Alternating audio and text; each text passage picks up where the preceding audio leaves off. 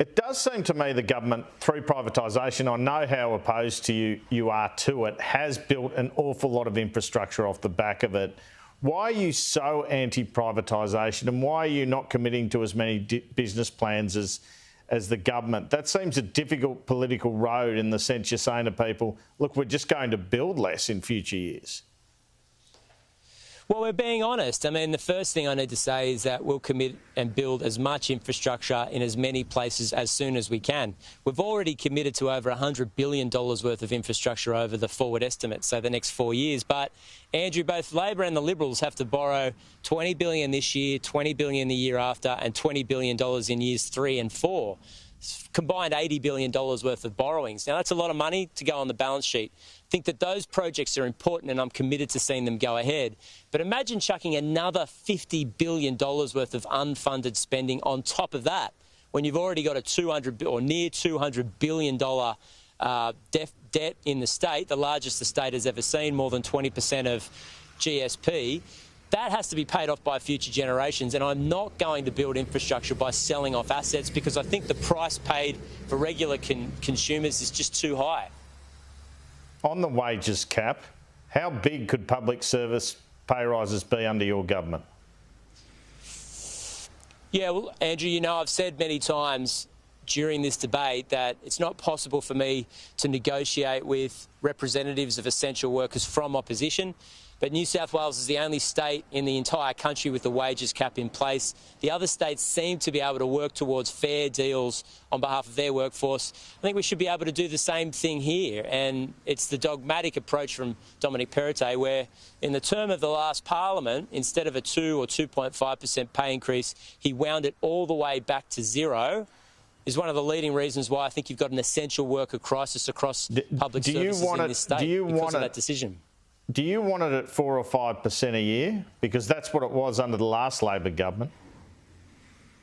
Yeah, I think you'll find that over that period of time, and it was 16 years, it moved around a bit, similar to the New South Wales government's position today. I mean, they insisted it's 2.5% wages cap, but Andrew, you'd remember it went from 0 to 0.3 to 1.5 to 2.5 to 3 to 3.5 with productivity. So it's not possible for the government to outline what their wages bill will be over the next 4 years.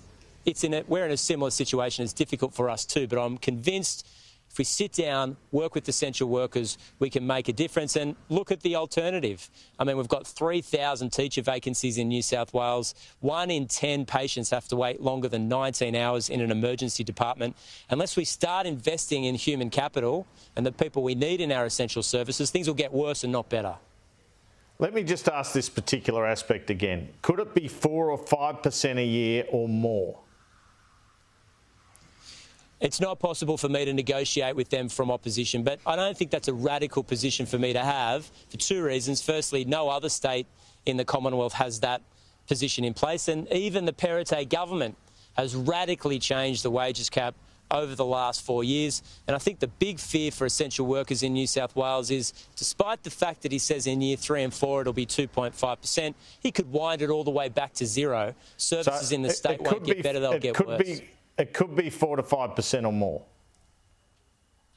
Well, we've made it very clear that when we sit down around the table, we'll go in with strict economic principles in place.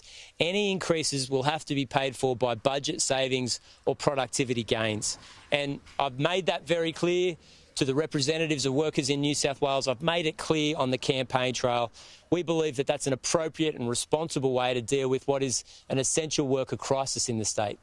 All right, you need something like 9 seats to hit power in your own right. Can you count to 9 at the moment? I can count to 9. I'm probably not going to detail the seats on your program. I mean, there's many contests across New South Wales. But in all seriousness, voters have got a funny way of deciding what's a marginal seat and what isn't. And as soon as you start to think that a safe seat's going to be like that forever, voters have a funny way of determining that it doesn't work that way. So we don't take anything for granted, and we're in the hunt in electorates right across the state. And you seem to have taken an Albanese-like approach to some aspects of the campaign. You're off the drink, for example. Have you spoken to him much? Have you got much advice from him on how to win this election? I have spoken to Anthony mainly about policy issues facing New South Wales and, challenges that we can work with the Commonwealth government together on if we win the election on the 25th of March. My social habits, I haven't had a deep conversation with him, but, the campaign's young. I've got 2 weeks to go. All right. Well, Mike Baird in 2015 promised to transform the state. Both sides seem to be playing a bit small target, it seems to me, in this campaign.